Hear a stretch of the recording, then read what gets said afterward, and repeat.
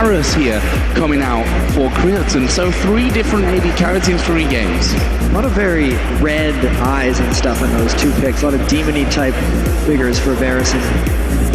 I do like the Varus pick for them because it opens up more versatility for whatever Pharrell Lord wants to play.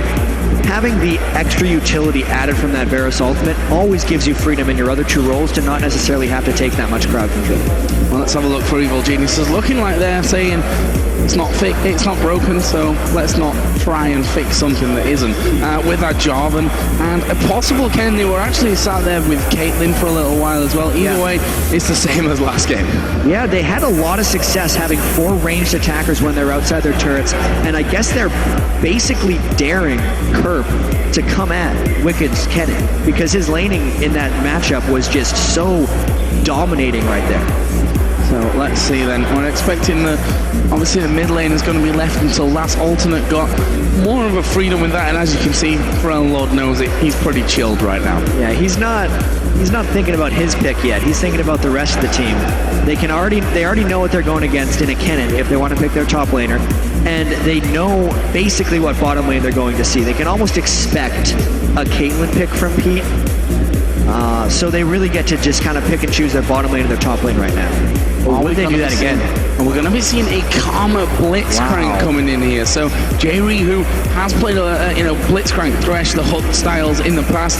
Karma, we've already seen Kurt run it in this top lane. Yeah, but it's been to I was going to say mixed success, but it hasn't really been mixed success. They've not been able to bring that Karma into late game situations every single time that he's brought it out. Yeah, I don't feel like Karma makes it into late game situations for the most part, as long as she's heavy farm. I feel like the utility she brings does transition, but if you're putting all your farm into a Karma who doesn't have that true ultimate later in team fights, and honestly can't reach the backline in any significant way in late game fights, it's dangerous to bring at this point. I still remember, I guess because I haven't done all the European games over in here, the top lane he played versus Gambit when they picked Karma. Yeah. Triple Doran's Ring, but he didn't even get the lane down. The fact that they pull it back out again shows an absurd amount of confidence in his own Karma ability, because based on prior results, it was not strong. So we've seen the Ahri now finished off here then, so it's pretty much the same as game number 2, except the mid laner obviously been changed out. They went with Orianna in game 2, this time they'll fall back to that Ahri, so pretty much exactly the same lineup. Looks like Pharrell Lord might go for the Orianna of his own, opting away maybe from that Diana that he's played 2 games in a row. Yeah, it's very interesting here because he has, while he's picked Orianna, tied for his most on the air, he's only been 3 and 5 with it. So he's had a couple big plays, but he goes with it almost as a default when he's out of options at this point. He didn't want to play Diana 3 times in a row, and I suppose he didn't feel comfortable playing the Fizz, which is what a lot of people do play against Ahri. This is a very interesting team comp for Ultimate. And that Blitzcrank coming out for Jerry, a champion which, like I said, he does like to play the Thresh. Played 8 games of it this season. Going for Blitzcrank this time, which kind of surprising they didn't go with Thresh anyway, because I think a lot of teams favor Thresh and his kit with that hook rather than the Blitzcrank's kit with his hook. Yeah, it's the all-in potential right now, because when Thresh misses a hook, it's not as powerful as a Blitzcrank hook, but he has more left. Yeah. So it's really putting more confidence in your ability to land the grab and less almost in the rest of the game. And against EG, he pretty much just has to hook Yellow Pete or Crepper, because if he gets a Frog in, or a Wicked, or even a Snoopy, they're mostly pulling in problems or things that can escape. Well, let's see how this one works out. It's all on this final game. We can almost forget what we've seen in games 1 and 2, because this is the game that really matters now. And, well, EG, between games 1 and 2, obviously had big talking, big conversation about what was going to change. And they nailed it. Whatever they talked about, whatever they decided to go for, obviously a changing composition for 1, really worked for them in game number 2. We'll see now if they can bring it through into game 3. But Alternate, on the other hand, a slower winning game 1 than what we just saw from EG, who finished it out in under 30 minutes. But they've had that chat as well, and there's always a potential for them to come into game 3 with something new and bringing something new to the table. And it just all comes down to this one game. EG effectively had 31 games during the season because they had to play 3 playoffs. Now this, and it's just all the things they put into the season. they're bringing out their best stuff kind of yet again, plus a few changes if you're looking at EG. Froggen's back on Ahri again. Krepo's only lost once with Sona. Then you look over at alternate. Blitzcrank is all in for them. I feel like the Karma top lane is also a bit of an outside strategy. I feel like alternate's reaching more with this because they feel more at risk than EG right now. We'll see if it translates into the play. And it'd be scary to think as well, if EG end up losing this one, 2 out of the 3 teams from last year's World Championships from Europe won't be there. SK obviously already can't make it either way. EG all down to this decider game. Alternate 1 step away from knocking them into that relegation, but they have to be careful of that threat themselves. And right now, playing fairly aggressive with a pink ward here to make sure they've not been seen. Yeah, and because alternate killed the ward as it was placed, EG didn't get another one down, so they're not actually sure if alternate continued the run through or not. This actually puts a lot of mystery into alternate's early game if you're looking at it from EG's perspective. Well, let's see what EG go for. Of course, knowing that pink ward's in there, or they're just going to go with the flag. That would be the most sensible option. They're not going to lose out from that one, but it actually seems like they're going to back away completely from this one and go for something else, which looks like it will be this EG move that they've started to do a lot more, which is go around the entire side, completely avoid that tri-bush, and go late into the blue. They are calling an audible here, and this is a very strange thing for EG, and as you predicted, they're doing that late invade into a blue. And I think this is going to be just what the doctor ordered for them, because while it's a late invade into the blue, they're going to find to take it, because there's no way that alternate can realistically defend that buff. No, and it's strange as well, because alternate know that they've planted that seed of doubt in EG's mind that they're red. And naturally now we see EG coming straight across the map. They're going to be taking this blue away. Snoopy not going to be hindered with that one. Jerry did start to come across there, but he's only going to be there in time to actually see that that blue buff has gone down. Snoopy just returns back off to his red. Good play there by EG. Just adapting to what effectively was a smart, good play by alternate early on and not losing anything for it. They lost the ward control, but they don't overall lose any buff control. So we do see that actually RNA are going over to the blue buff as well. So funnily enough, after what was a massive tactical play at level 1 is going to leave them even at the end of it. Yeah, the massive tactical play basically just allows them to trade the buffs. And actually, Snoopy had some experience leached from a friend when he was doing the blue buff, and he didn't hit level 3 when he did that red buff, which means his gank has to be slightly delayed if he was planning on it. So let's talk a little bit about the lanes, specifically this top one, Kennen versus Karma. We know that Karma in these early stages of combos that she can throw out there can be very, very dangerous, can catch you a little bit off guard, but how is that going to develop into the later game? That's something that the alternate have struggled with constantly with that pick. Yeah, and I just have to note, it was actually, Snoopy didn't hit level 3 because they left up a camp. So did RNA in that other side. But to get back to your question in the top lane between Wicked and Kerp, Kerp should be mostly dominating this lane early on. Karma is an amazing laner, probably even stronger than Kennen. But if he's going to keep throwing those Qs to try to harass Wicked, he is going to naturally shove the lane, and being in a long lane like that against Jarvan is inherently dangerous. So mid lane here, RNA was actually stood on top of a ward that he won't be aware of, and Froggen is not going to step into the danger zone of, well, anywhere near that wall basically, because the Aatrox can jump straight at you. Snoopy in fact did start to come around from this one. Funnily enough, that camp on the blue buff for alternate is actually still up there, and that's going to give RNA the timing control that he's going to be wanting on that one, as we are going to see Snoopy coming around. There's a flash away from Forelord. RNA jumped in on top of that one to try and help out, but no sign of flash is bad news. Yeah, that was a definitely strong gank from EG. It even delayed RNA's jungle a bit because he came out of rates before finishing them. Flash burn and jungle delay.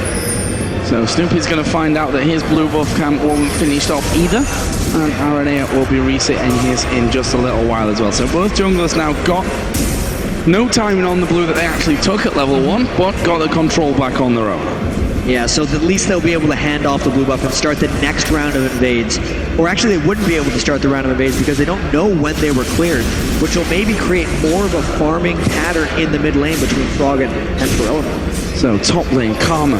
Bit of pressure maybe in the near future as Snoopy is going to play things patiently. That wave actually going to be pushing up towards Karma's turret from this one. Mantra's gone right now. Yeah, Mantra's gone, and that could be dangerous. Snoopy is waiting. They know that Karma's in that top brush now. It's a question of whether they go for it, and here we go. We are going to see them coming out. Speed boost Karma gets, going to get her back towards the safety knockup. Not quite coming in because it was flashed away from by Kurt.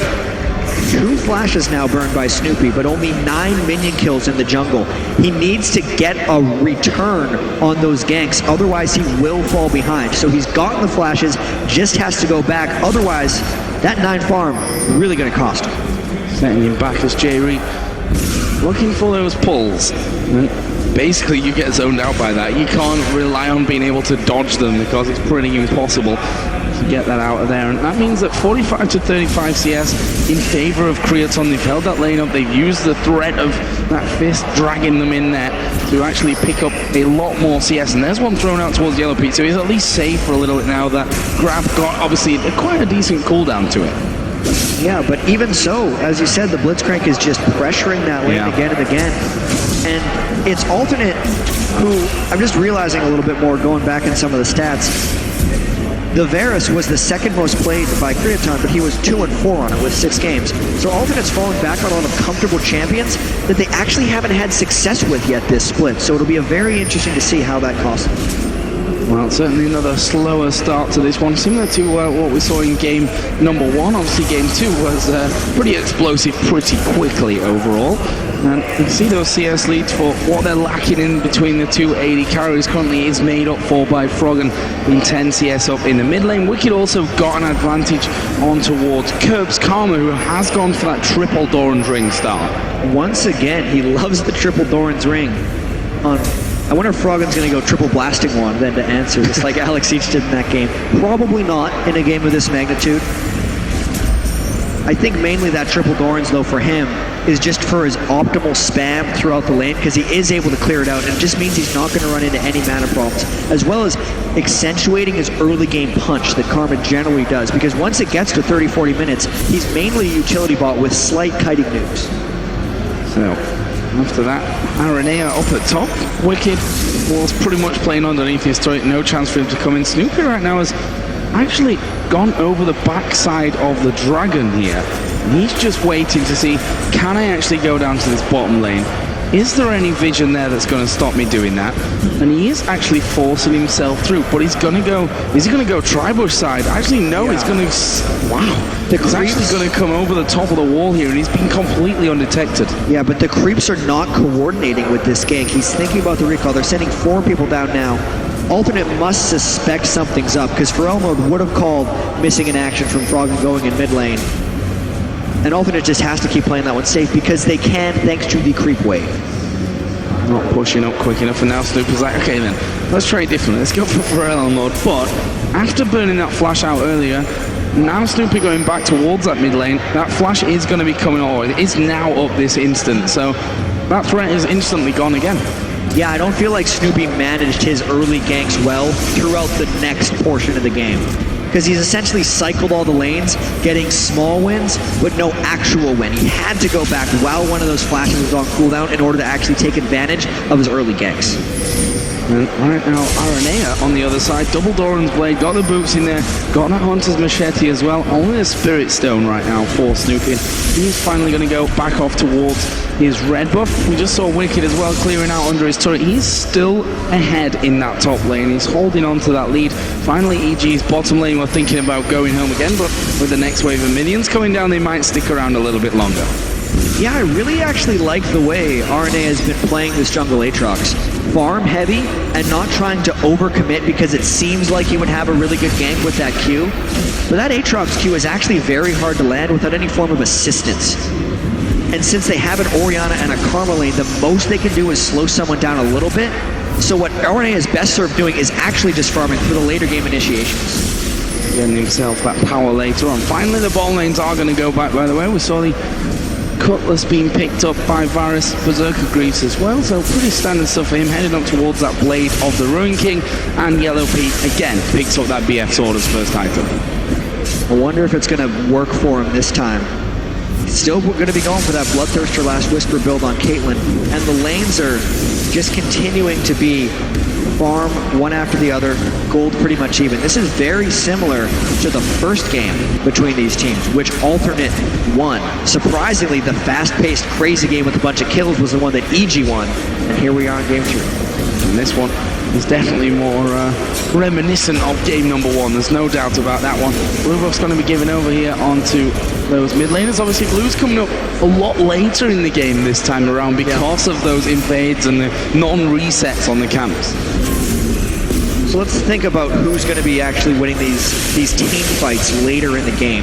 Because Kerp's Karma hasn't really beaten Wicked. He's kept him shoved up to the back. But Wicked's been farming tremendously under his turret, and Kerp has yet to make any type of transition.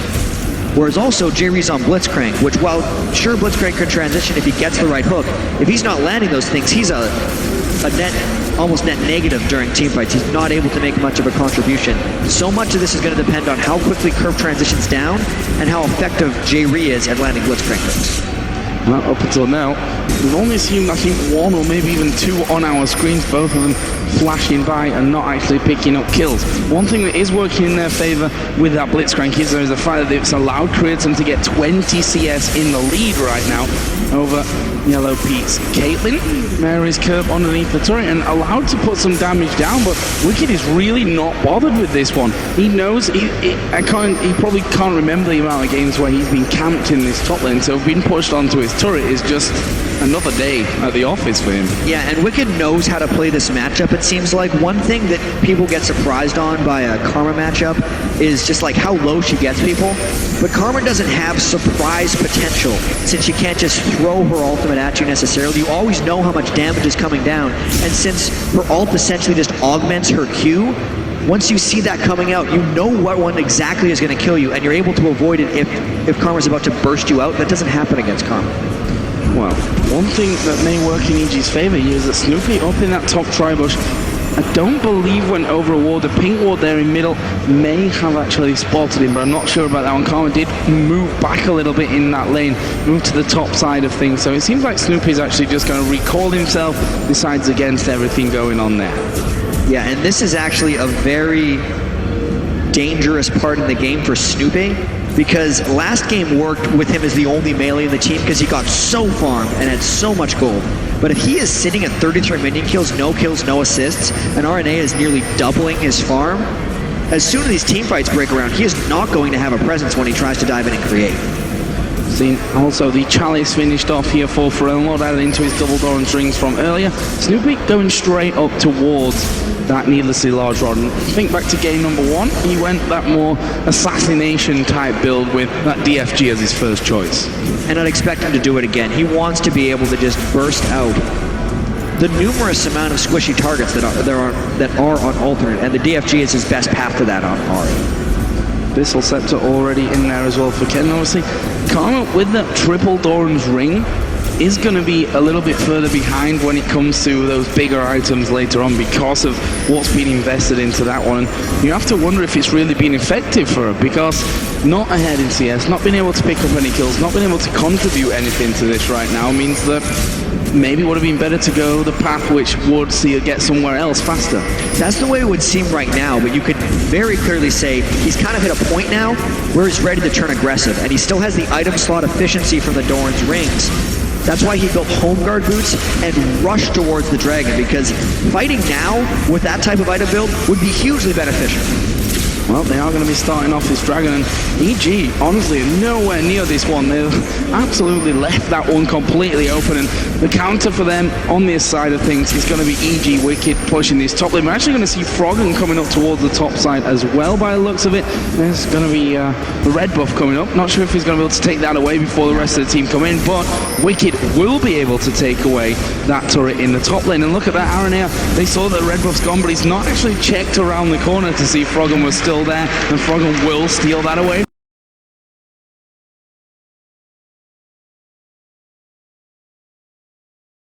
Probably great move. It was a very good ward by Froggen around the red buff so that he would know which way they were approaching so he could still get the steal. And that was maybe something that would turn the Dragon for turret trade slightly in the favor of EG, is that they got a red buff out of it as well. Oh, Flash Crescendo coming in. Snoopy's going to drop down to the bottom. There is the Cataclysm as well, and Snoopy will pick up first blood. Chain of Corruption has just spread amongst them, which will stop them chasing onto J-Ree, but he can't do anything about stopping this turret going down, especially not now with the ace in the hole coming forward. And that's the moment that they've been waiting for. And again, similar to game 2, Flash Crescendo from Crepo. Yeah, 15 minutes in as well is how long it took for first blood, and they recognized that Kriachan had no flash, so as soon as Snoopy's next gank comes down, he can actually go and punish, which is what he did not do in the solo lanes when flashes were down. Turns this one in for a 15-minute late first blood. Yeah, very late first blood. Now Wicked feeling confident as well. Going to go in on towards Kurt. There's the ulti pop, but the flash used by Kurt, which again, no turret behind him here. That's another opportunity for Snoopy to maybe get involved. As soon as that Cataclysm comes up one more time, he may as well be able to go up top and catch Kerp.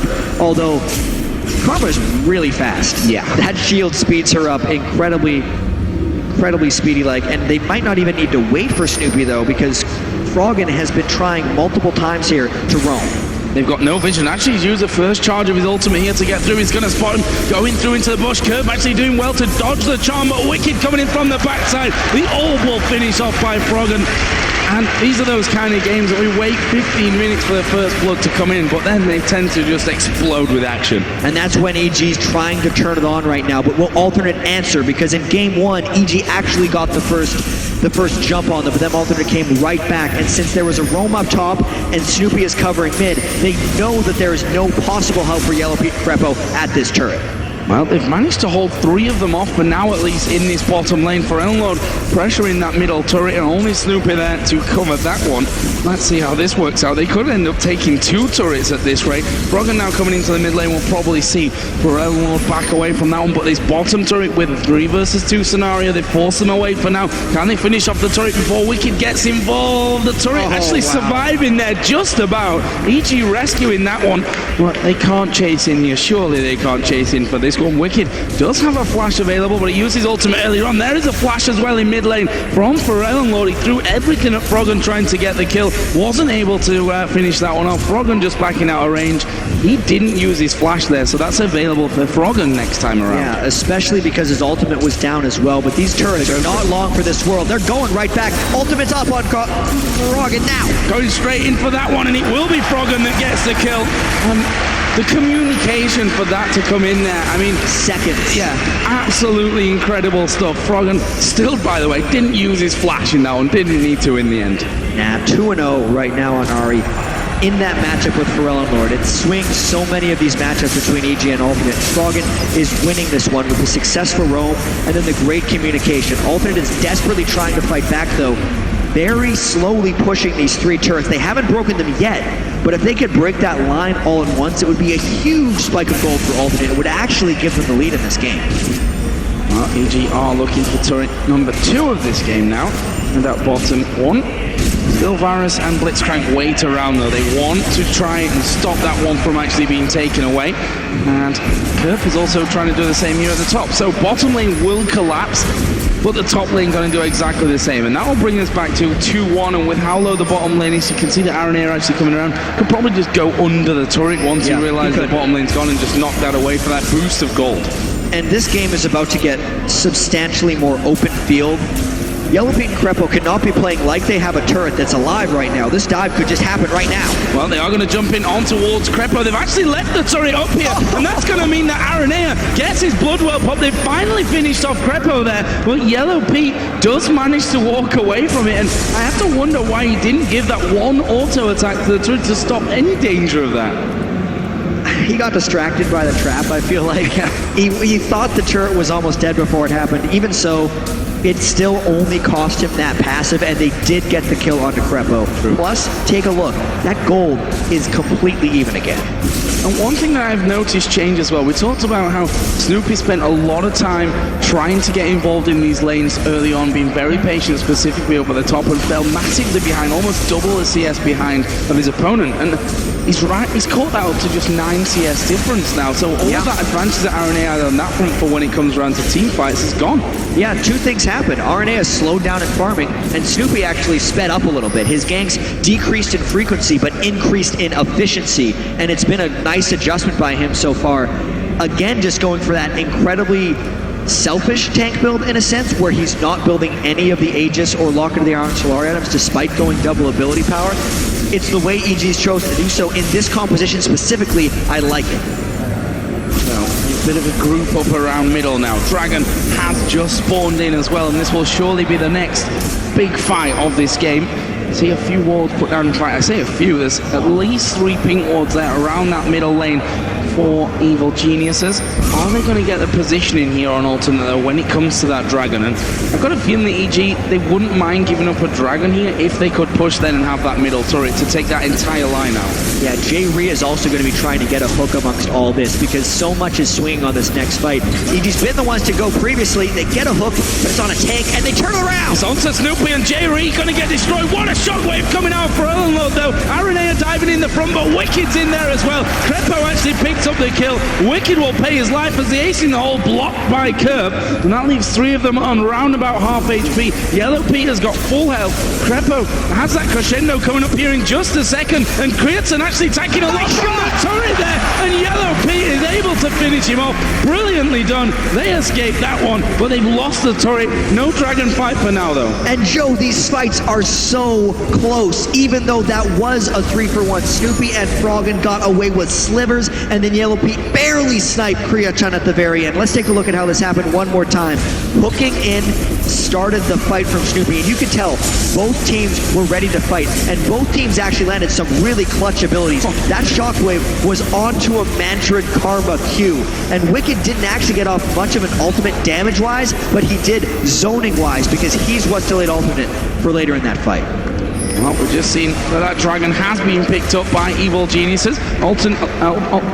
Let me try that one again. Alternate, a little bit slower to come out of their base there and try and challenge for that one, but not quite able to do it. But because of those low turrets that they had earlier on, they've now been able to finish off all 3 of the outers, and that gives them the lead on that front, and it's only a 1,500 gold overall between the 2 teams. And that was the goal that Alternate was really relying on. Unfortunately, with the lost fight and the lost Dragon, it's actually not enough to put them ahead in the game yet.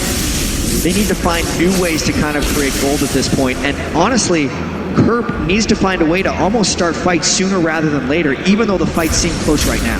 Yeah, we saw, as you mentioned during the replay, the shockwave pulling him onto that Mantrid Q coming out onto the Flame. That's all well and good, but how often can you get it that perfect that it's going to get the double burst of damage? Yeah, it didn't even win the fight after that, and that's not a combo you get off frequently whatsoever. One thing though that they could probably rely on is J-Rhea to be hooking people, but again, it's got to be the right target. We saw last time around that they pulled Snoopy into the middle of them. Didn't really want to get involved with that one. The same couldn't even go for Kennen now. He's got his Zhonya's Hourglass. You pull that Kennen in there, he will pop his ulti and Zhonya's on you. EG's building a lot of traps for J-Rhea to pull into the team. That's also why Froggen, even though Froggen normally would go Deathfire Grasp almost straight into a Rabadon's Death Cap, he's actually building his Zhonya's this time. So unless it's Yellow Pete or Crepo that get pulled in, Crepo could even get an ultimate off. J-Rhea has to be so incredibly careful with how he starts fights on Blitzkrieg. They're trying to remove him as a champion. Trying to get in there, slow everyone down, do that burst as the piercing arrow comes through as well. Not really got that much damage at this stage because of the way that Creatine's built and the items that he's got in with him at this point. But you see both teams 5 versus 5 in this middle lane, vying for a little bit of power. EG want to level up the turrets. And since they're down in turrets, I'm still thinking back to the first game. EG was very good at outmaneuvering Alternate, but there's not much maneuvering going on in this game. For the first time in all these games, there's not a very strong split push on any of these teams, and EG doesn't get the crescendo off, but they get hooked in! Yeah, they go. Hook coming in on towards Crepo, but they're going to go for this one. Aranea dives in there. Snoopy actually coming back onto him. Creatine going very low. He's going to be finished off by that, but just the one single kill. An alternate aren't done. They're going to keep chasing on through from this. Can Jerry actually get over? There's the jump in. Yellow Pete still on full HP there. And, well, Crepo, flash crescendo, no. And then he gets hooked in as well. That is not what EG need in these fights. They're not going to win the game like that. Yeah, that hook kind of had an insult to injury for Crepo. Yeah. But at the end, they traded 1 for 1. Killed an AD carry, lost to support. There's a 3-0 Yellow Pete. Crepo feels okay about that one. Really, if we think about how it happens. The fight was so one-sided in the way it seemed to start, yet EG still got off really good combos after the fact. We'll have to give them huge amounts of confidence coming into subsequent team fights. So very, very close and so tense, and we can see that it's almost as if, okay, we want to fight, we think we can fight right now, but we're also very, very cautious about doing so. And to pull up a flash crescendo like that, you've got to be 100% confident in your ability not only to land that, but for your team to be backing you up and winning the fights there. And any kind of doubt in your mind could lead to you missing that combo, as we've just seen there. Well, it got worse for Crepo after that, after he was hooked in as well on top of it. So we'll see how it develops here. And again, we see champions moving off more into these lanes and we reset again.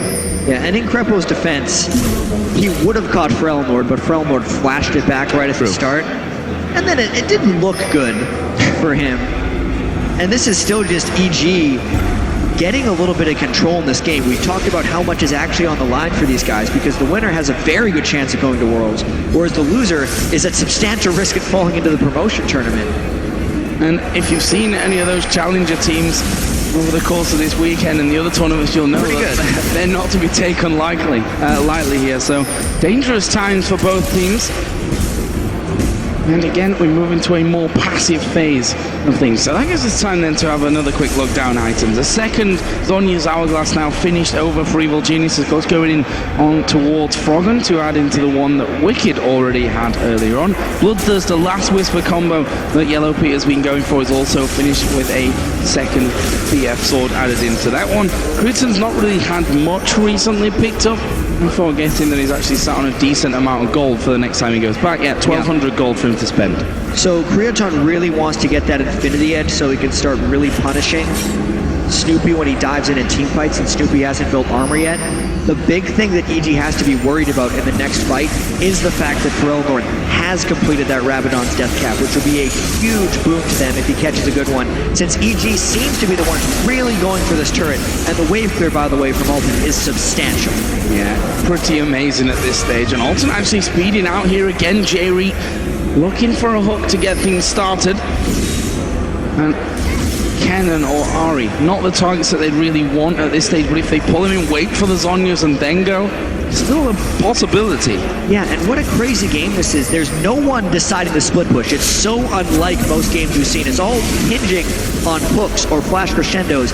Because if both teams are just going to ignore the side lanes and let all of those minions go to waste, they're wanting something else to happen. Both of these teams do want to fight, just not with a poor initiation. This could be the catalyst, though. The dragon coming up could start off a fight as Wicked takes a big hit there.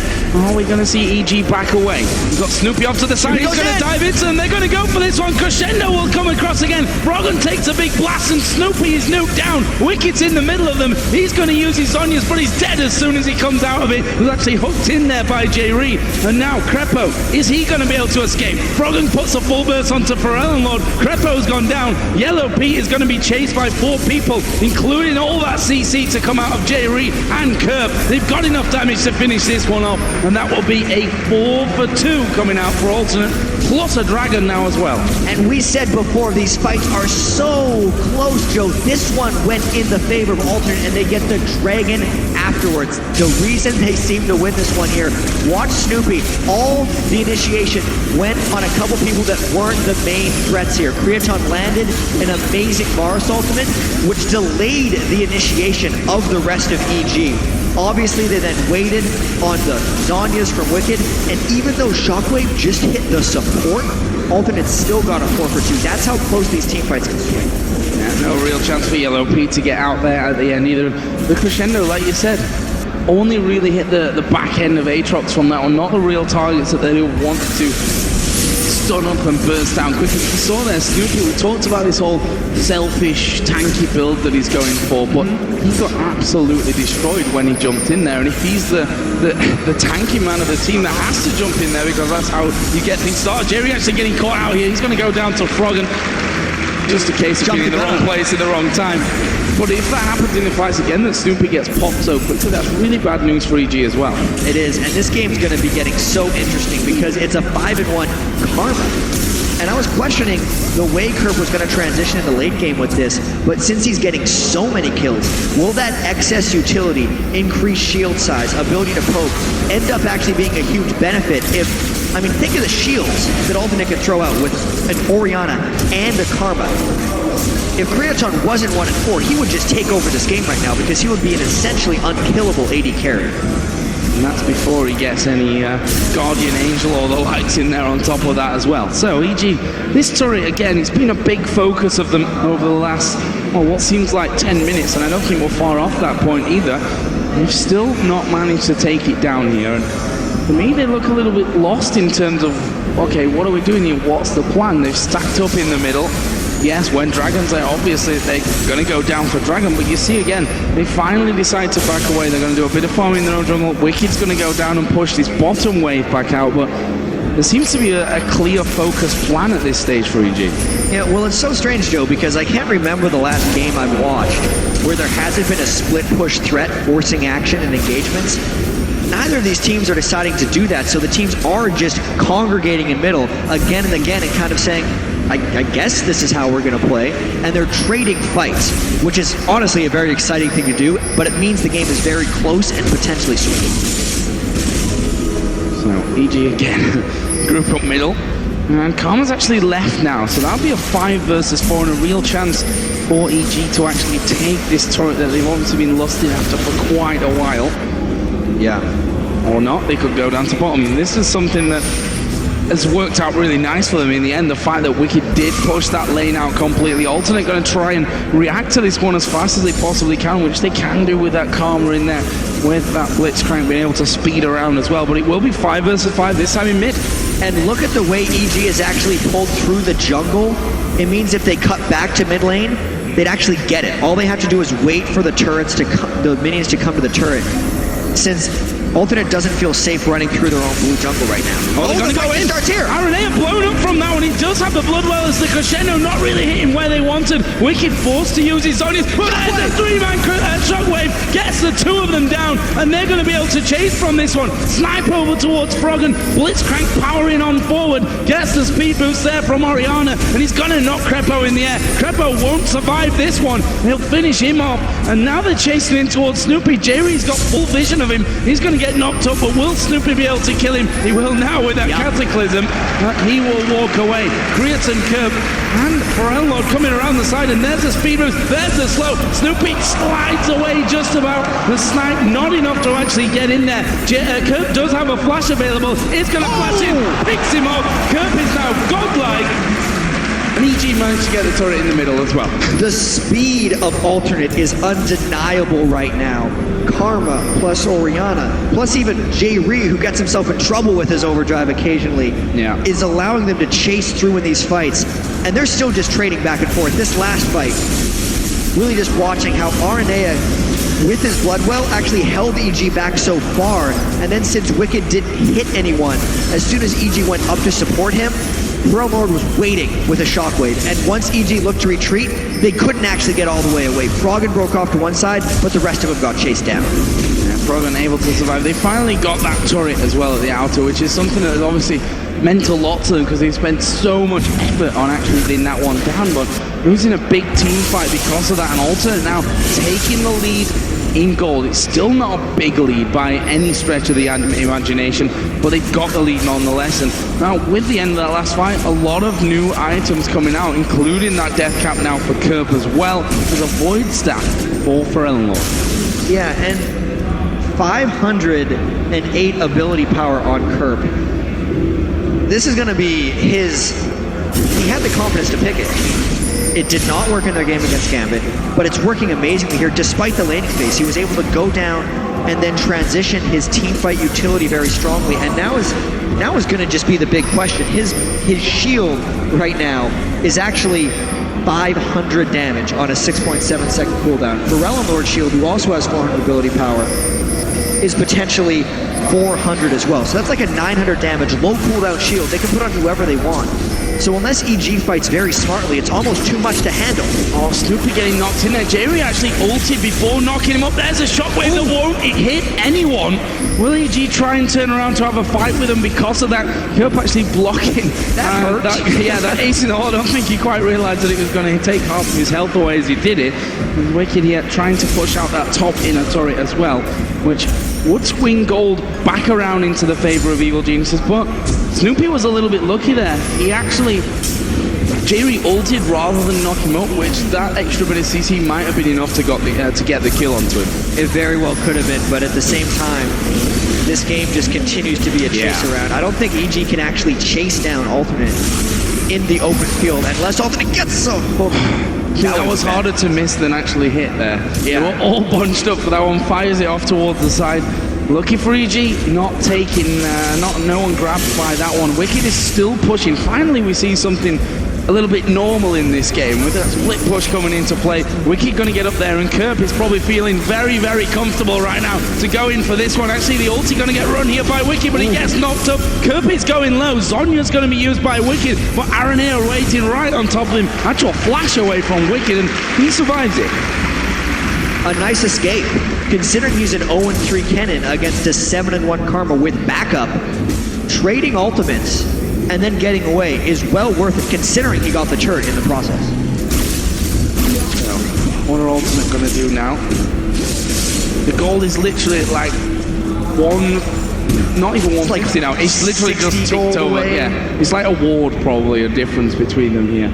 And that, after 36 minutes here in game number 3, such an important match to decide whether you still have a hope of going in towards the Worlds, or whether you're going to be fighting for your career and your livelihood come that promotion tournament. And it really just shows how evenly matched these teams are as well, that it's this close in the game 3. They've been battling each other throughout. I mean, it's such a great matchup, just the Froggen versus Lord, who are really dueling closer than in any game they have previously at this point. And to get back to the items a little bit as well, Yellow Pete has a huge amount of attack damage. That's the reason his ultimate's hitting so hard, but his actual standstill fighting isn't there yet. He needs the Zeal or the Phantom Dancer to really make that happen. These fights are still incredibly close as Kerp tries to transition this incredibly fed Karma into a later game. Yeah, 7-1-2, and that's the point, that's the thing that he struggled with before. He's getting in towards that late game. Jerry goes for the hook, doesn't quite land, an alternate back away completely again as Froggen coming here from the side. There's a shockwave though, gonna catch two of them. Wicked gonna have to use his Zonyas. Will he be able to escape? Flash crescendo comes out for Crepo, and Snoopy dived right in the middle. But what have they got to follow it up with now? This could be dangerous for Evil Geniuses. They've already lost one. Yellow Pete trying to force them away there with that damage as the ace in the hole comes flying through. That will end in a 2-for-0 for Alternate. Should be enough to get the turret. And there's so many things that EG has to keep track of when they're in these extended sieges. The speed with which J-Re finds angles for hooks is incredible thanks to the Karma. And they just forgot about the Orianna. Lord landed it perfectly on 2, and then EG tried a miracle fight to come back, but just didn't have enough. There's 30 seconds here until Froggen can actually get up. And 30 seconds is enough to turn and burn towards that Baron, considering how fast they can move as well. Yeah, and they're still relatively healthy, but that doesn't seem like a risk that Alternate is willing to take right now, knowing Snoopy's still on the board, knowing that they just took a big advantage, and it's been a game of sieges, so they're not about to make a super rash decision to just rush things, so it seems. So a couple more items coming in, namely the Guardian Angel for Lord, who has not missed many shockwaves today, has he? And we saw it was really the shockwave that actually got them into the LCS right at the start of this season as well. And it'd be quite funny if it was one that actually kept them safe if they were able to win this game here against Evil Geniuses. Also saw Zeal picked up by Creaton. Aaron here jumps off towards Crepu. had a bit of a torrid time of things in this last game. And we saw that Snoopy goes in there, they threw the crescendo, but there was literally nothing else to throw in there because of where they were, the position, and the fact that Wicked and Zonya's and then was finished off straight away afterwards. That's a big chunk of damage gone. They need Wicked to go in with the rest of the team to make these things work, and the fights are becoming more difficult. The revive passive on RNA, which is not up right now, and the Guardian Angel are a bit much to handle, but EG, no hesitation! This time they do manage to land them both in together. The shockwave will come down. Wicked actually dodging it as Creatson. He's come to the front. There is the crescendo coming across, but where's the backup onto it? Finally, they managed to take down Creatson. Guardian Angel of Pharrell Lord is going to be popped. He's going to clean up. LOP is hammering at the back. Only one man left. Curb going to be chased down. He's going to get the slow up, but a triple kill comes down for LOP. It's a 5 for 2, an ace, and it's going to be a Baron here as well for Evil Geniuses. What a transition in that fight for them, knowing that there was only the one revive out. They also burned the Guardian Angel of Pharrell Lord, which is so impactful, and they went before Yellow Pete was even ready because they saw the opportunity. But that's the combo we talked about there, the Jarvan cage with Wicked, and then Froggen came in right at the end time, the Crepo crescendo as he dodges the hook, and then Pete, since he came in late and was untouched, was just able to clean up the rest of them. Amazing turnaround there, and we saw, and I was just talking about the shockwave. Snoopy had already died, and Wicked actually Zonya's it as soon as he saw that circle appear, the imminent, pulling and damage from that shockwave. So well done here by EG, and that swings it back around again. EG now got the gold lead, albeit by just a little bit, and the kill lead as well. They do have those super minions, of course, pushing into their base right now, which means that they're still going to have to play a little bit more defensive with that, or at least keep that middle lane push right out. This is such a great game right now. Just with the amount of fights we've been able to see, how close they have all been, and then now a swing in momentum for sure, because it had all been going Alternate's way thanks to, honestly, Kerb's Karma being able to just support and withstand these team fights, plus just chase once they had the edge.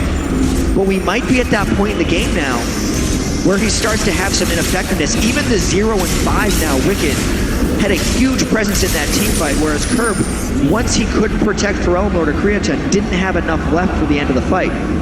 Now EG looks to push up really strongly with this Baron buff on 3 members. Yeah, with that inhibitor down, super minions coming in, EG keeping it pushed right up, which means that Alternate not really getting any bonuses from having that inhibitor down at this stage of things. EG looking like they may try and get in on towards that. Sorry, is Wicked actually going to be pulled into that one? And, well, he'll flash away, but that was really, really close.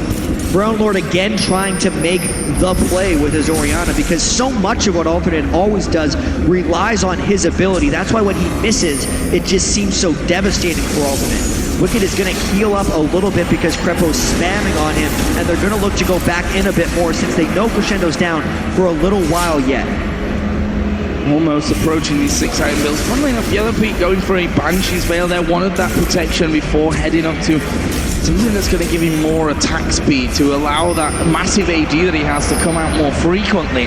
But we saw in that last fight, he joined it very, very late, but still, I guess we could say at the crucial time, able to really finish things off. So the gold, just to put that into perspective, 200 gold is what separates them. Probably not even that at this point. And we're 42.5 minutes into the game. It's so ridiculous, this one. Could not get any closer right now. And EG had to back away because of the minion waves and because that shockwave was just going to be right back. And because of how close the gold is, a dive just would not have been wise. Specifically knowing that there's 1,000 damage worth of shields that Kerp and Frelnor can put on any target at any time. It means EG really has to pick their fights well if they want to come back, and it might not even be during the duration of this Baron. No, I don't think so either. I think that Baron, all well and good to take after picking up that last ace there, but he's probably not going to be the one that finishes off the game. Comeback to get them back in the game and give them some time to farm up. Gives Yellow Pete time to get the Zeal. Obviously, a couple more big items were completed across the board. Wicked's got a huge amount of damage, and it stalls Alternate a little bit too, because Alternate's not going to go looking for any fights while the Baron buff is there. So EG once again force out that middle lane. Bottom lane has still that inner turret, and they were actually working on that a little bit later on, of course, as they tried to get around before that they actually lost 4 men in that previous fight. Which seems like almost another game. It's been that long since that actually happened. And such a turn of events after that coming in as well. Here is a red buff for Yellow Pete, as we mentioned, finally starting to get that attack speed in there now after picking up that Zeal. And Creaton's going to go for a little bit of protection as well, and I think rightly so. We saw him in that fight that he got a little bit too far forward in it because he wanted to get his ultimate off, and that actually cost him his life. And also getting a bit of defensive itemization helps even more when you consider the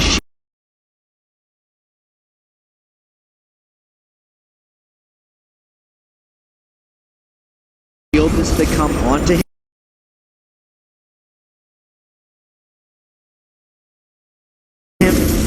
Knowing that he now has 87 magic resistance thanks to the plus 45 from the Spectre's Cow, this means those shields are all the more effective in the team fights in this game that's honestly at a bit of a stall point. I feel like Alternate is a little gun shy after losing that 4 for 2, and they're almost at a point now where even though the Baron is off for EG, they're waiting for EG's next move so that they can counterplay it the same way that EG turned it around to Alternate. I think it's anyone's guess at this stage as to what's really actually going to happen. Are we going to see more Barons? When are the next fights coming in?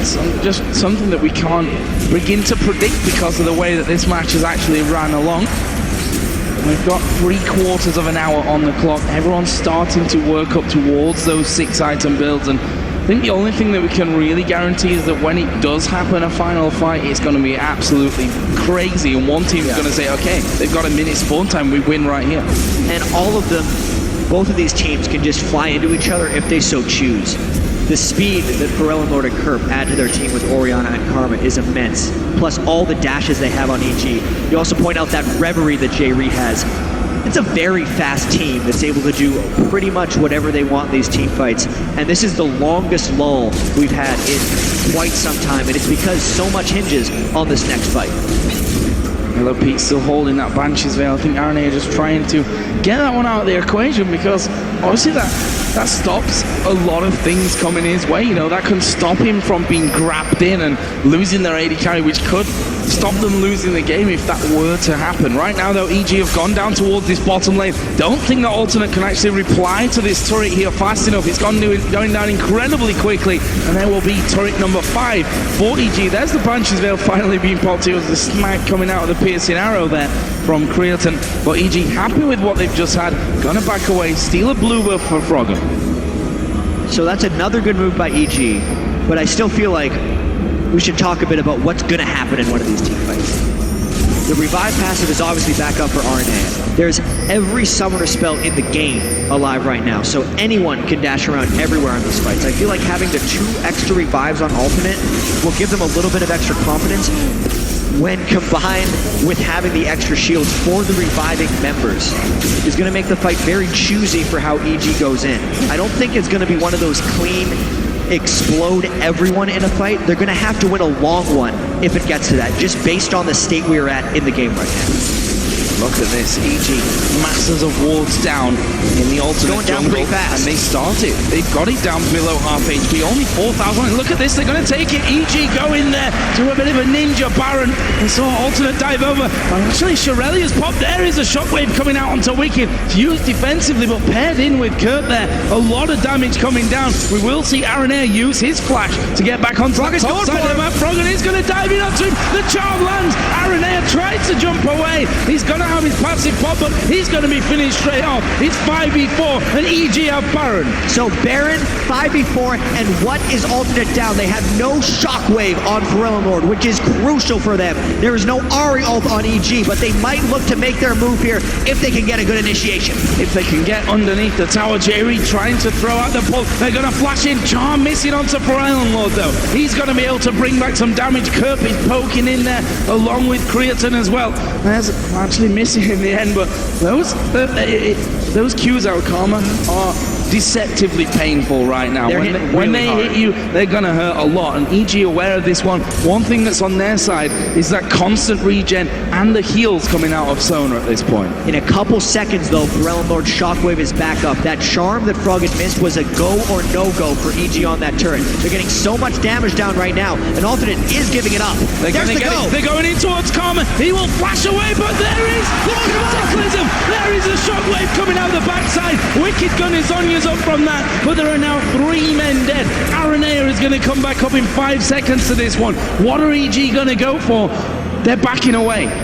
That is such a huge win for them nonetheless. They just went for it on Kerp, and he could not defend the dive potential that just shredded them from EG there. That Baron buff call after an extended siege was brilliant, and now they're trying to take as much as they can with the rest of this Baron buff, but honestly, creeps to get, gold to spend, and confidence gained. Crazy, crazy stuff. The game of the weekend so far, there's no real doubt about that one. And to have it happen in Game 3 as well as this best of 3 with so much on the line, there is that turret finally for Evil Geniuses. And they've got now nothing outside of their base here, Alternate. This is dangerous. Look at EG, they're actually going straight in onto it. There's a fast crescendo coming out from Crepo. They're focusing for Ellenlord. His GA is now gone. He's got a trap on him. He's not going anywhere. Or is he? Still alive for a while there. Brogan will Zonya's up as well. EG are going to go for this inhibitor. They could look to finish here. And it's these 70-second death timers that are creating opportunity for EG. They killed Kerp and J-Ree so long ago that it kind of lulled us into a sense of calm when they could still go in 3v5, and they're going in again. J-Ree missed the hook there, and Snoopy dives in, puts down the Cataclysm. There's 2 inside it. The snap from Yellow Pete will win them another kill. That's 3 men down. 45 seconds for Aranea and for Ellenlord. EG still have 4 men here. They're not amazingly healthy, and Creaton is still full health and still has that Banshee's Veil. He's still got the opportunity to hold off. But EG still has this Baron, which is giving them confidence. They get a Nexus turret and have now the freedom to go back. Look at the death timers, though. They're dead forever, it seems. 25 seconds still on RNA and for Ellenlord. J-Ree isn't up yet, and EG is just sticking around.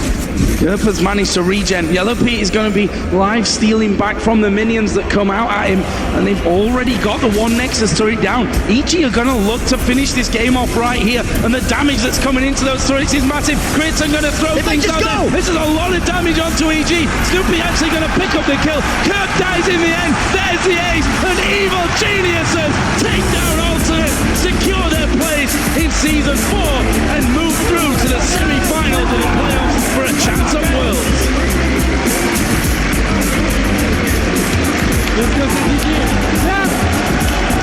And you can see what it means to them there as well, Jack. I mean, after an absolutely incredible best of 3, and forget the rest of the best of 3, an absolutely incredible final game of the best of 3, the best one we've seen here on stage all weekend.